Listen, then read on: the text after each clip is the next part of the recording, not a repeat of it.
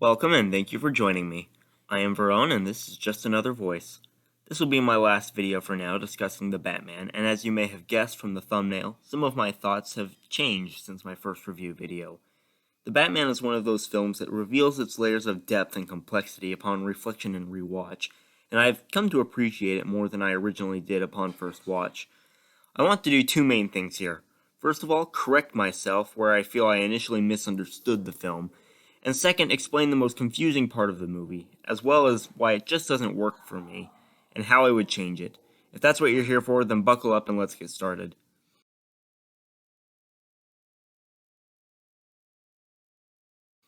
In my first video on the Batman, I expressed that I felt the third act of the film lost its stakes for the protagonist, and thus ended up being just kind of boring, devolving into standard explosive superhero climax set piece, and I also noted that it didn't make sense within the Riddler's established motivations. But I think I was missing some crucial things. I watched an incredible video I will be linking below that I highly recommend you go watch that really let me appreciate this film's true genius. This movie is about challenging everything Bruce is fighting for and the way he goes about it. I complained last time about how he ends deciding he needs to become a symbol of hope rather than fear, without much of an established build-up to that decision, without clear character development throughout the movie, and I didn't see what the third act did to bring him to that point. But in order to fully appreciate the arc here, let's take a look at the Riddler throughout this whole movie and his connection to Bruce. Throughout this movie, the Riddler is trying to show Batman the big picture, what he ought to be fighting for. Edward Nashton and Bruce Wayne are mirrors of one another, both children of trauma who turned their pain into something else. Vengeance. This film really should have been called Vengeance, by the way. Save the Batman for the title of the final film where he finally comes into his own. Anyway, both of them tell themselves they want change, but both are driven solely by personal pain and anger. Edward was inspired by the Bat to don a mask of his own and employ his own set of abilities to become an instrument of justice against those he blames for his pain. But while Batman focuses on the lowlives of Gotham, who took his parents, Edward focuses on those on top who let the city beneath them rot, and tries to show Batman that real change needs to start there. Learning his parents may have been killed by the mob is a big factor in shifting Bruce's focus to the power of the city, by the way. Bruce comes to see the Riddler as a dark reflection of himself, though he vehemently resists the parallels between them at first. He tells himself as much as Edward that he's just a psychopath begging for attention, and they have nothing in common, but he knows they aren't that different. The real kicker, however, the thing that drives it home, is that third act that I thought had no real depth. Like I said, part of why I thought this act was so lacking was because it didn't make sense within the Riddler's established motivations. He wanted change, right? He wanted to destroy the corrupt power structure of Gotham, which he did.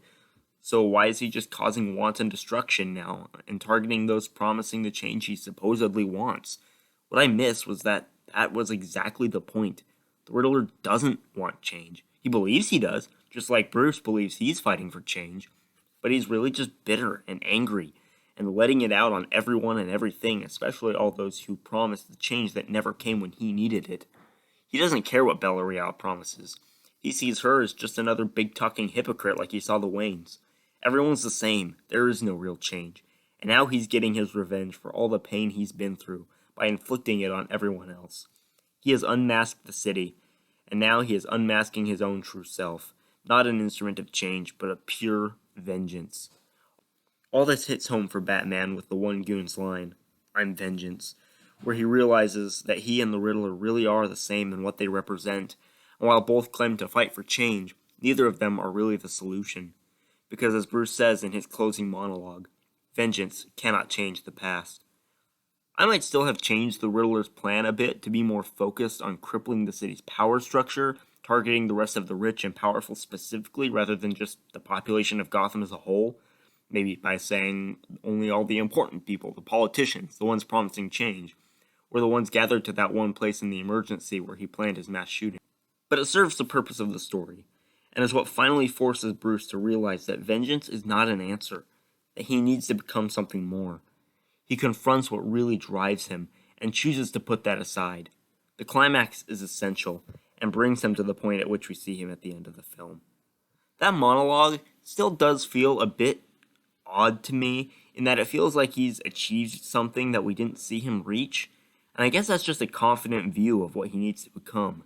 I probably would have tweaked the monologue to make him sound less sure of what he's going to become going forward, more just questioning everything he's done up to this point, rather than confidently declaring that he must become a symbol of hope to enact real change. I think that would have been more subtle, having him sound more uncertain of what he needs to become exactly, or at least how to go about it. Okay, maybe he says basically all the same things. It's the same monologue about how people need hope, something to believe in. But he ends by expressing some doubt over whether he can become that symbol, whether the bat is really the solution. But then it ends with the same line from the opening monologue. But I have to try. I think this would solve all my problems with this monologue, because I like to think of Batman as someone who knows that he isn't that aspirational figure that Superman is, and that he isn't capable of becoming that, but he does what he can anyway with what he has. He's not the good guy Clark is, and so he doesn't strive to be that, but he does what he can, knowing who he is. It's what makes him so human, not his lack of powers. That's why it annoys me with the way it suggests Batman can be what Superman is supposed to be, what Batman is inherently not. And I think just ending the monologue with a question over whether he is really capable of giving the people of Gotham the hope they need, and yet determinedly giving his resolution to try to do what he can anyway, is all it would take to fix it. And it would sound more like just the beginning of an arc to be continued.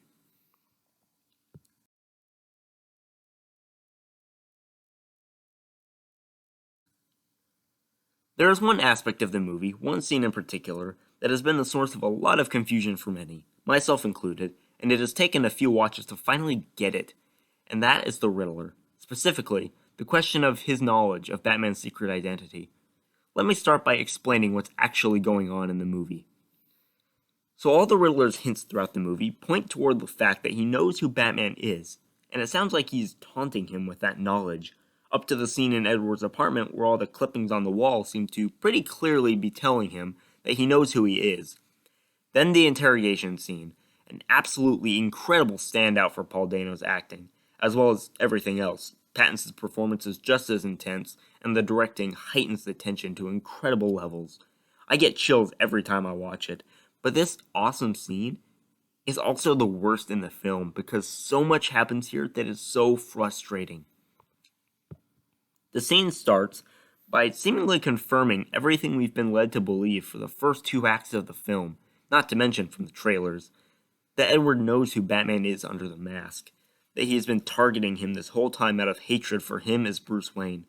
He gives his monologue about his childhood and explains why he hates Bruce so much out of jealousy for all the attention he received while he was struggling for survival in a dismally dilapidated and utterly neglected orphanage. And then, in a moment so subtle, I and many others initially missed it, resulting in much confusion, it becomes clear that Edward doesn't, in fact, know who he is.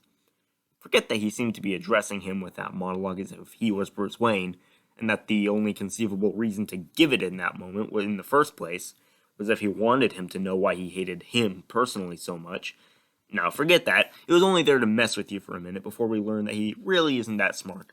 Now, at this point, we find out that half the previous hints that Edward knew his identity were total red herrings, and the rest were referring to the real reveal of this scene, and that is that the Riddler thought that the Batman was helping him, that they were allies in this. That's the twist. He doesn't know who he is. He wasn't taunting him after all. He was just trying to reach out to him, to correspond with him as an ally, and help him unmask the city's corruption.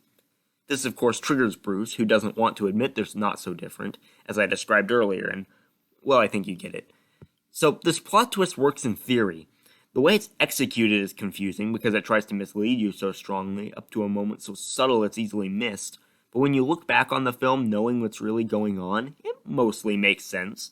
The thing is, it's just disappointing. I like the idea that the Riddler wanted Batman on his side and saw himself as helping him to uncover the truth, so Batman could in turn help him with his plan, because they're both fighting for essentially the same thing, only he misjudged him and didn't count on him turning against him in the end. That's great, I wouldn't change that. But a subversion of expectations should enhance the story in some way, and this subversion does the opposite. We think Edward knows who Bruce is. That makes him incredibly intelligent and dangerous to him, and raises the stakes incredibly. Who knows what he could do with that knowledge? Then we realize that he's not actually all that smart and dangerous to Bruce, lowering our regard for him as a villain. That's the opposite of what a plot twist should do, in my opinion. Not to mention, it also leaves us frustrated knowing that monologue we just got served no purpose but to mislead us. They then try to raise all the stakes and our respect for the villain again by revealing that Batman missed something crucial and he still has a final masterstroke to reveal. This just doesn't work for me, though, to compensate for the last twist, for a couple reasons. First of all, it's just not nearly as personal of a threat to Bruce, and thus not as worrying.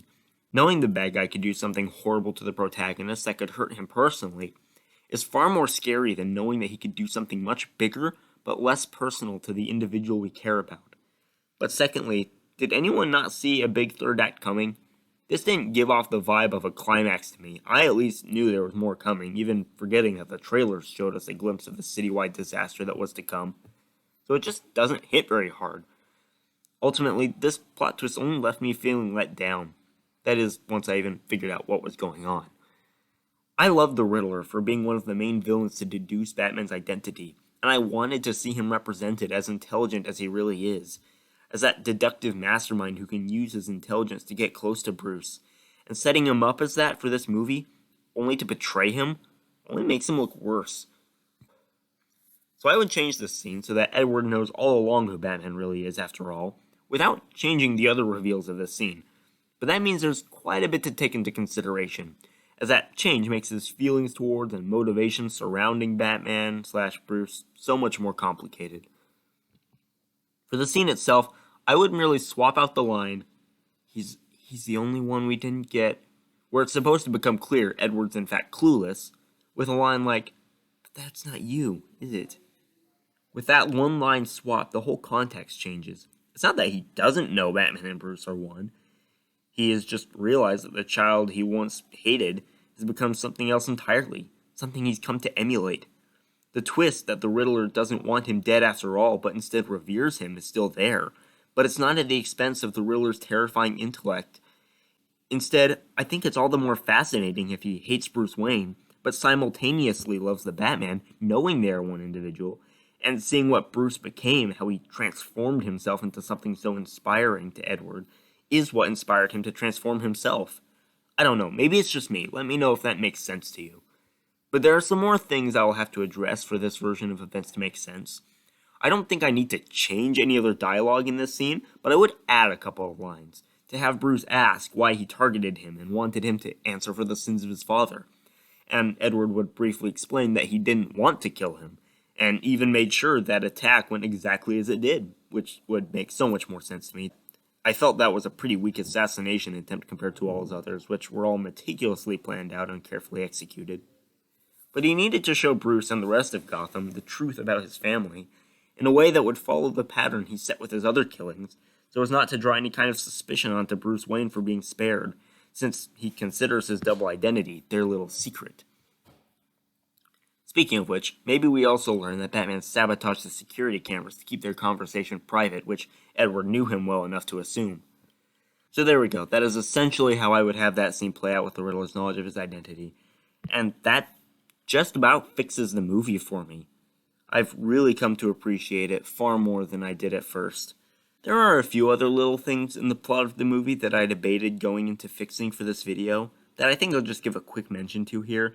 For example, the way the whole bring him into the light and you'll find where I'm at turned out to be so literal and simple, felt like a disappointing and rather convenient resolution to that whole plot line that I would have liked to be a bit more complicated and less dependent on them actually physically escorting Falcone outside the lounge while the Riddler happened to be in his apartment at the moment and in a position to shoot him. Or there's the fact that I don't know how Edward expected Bruce to think to look under the carpet, which could be fixed as simply as having the last card saying something about everything that's been swept under the rug, or something to give him enough of a hint, combined with a murder weapon, to think to take a look there. And while I'm totally technologically illiterate, I just got the impression that the writers didn't really understand the internet and didn't go to any effort to explain why the police couldn't use his online activity to track him in any way. I don't know. I don't feel competent enough in that area to talk about what could have been done better here, but I would have appreciated it going a bit more into how he's using the internet in his schemes and why it's so hard for the police to use it to track him, because he's a wizard with technology as well, able to move without a trace online when he wants to. And I would have let that be a bigger part of the whole plot. But those are all just very minor things that don't ruin the movie for me at all, but that if I was going at it and fixing everything that annoyed me, I might get into. But anyway, those are just some nitpicky things that I thought I'd throw out there. If you enjoyed this video, please like and subscribe, share with a friend, turn on the bell and all that jazz. Thank you again for joining me. I hope to hear from you in the comments below, and until next time, never stay silent.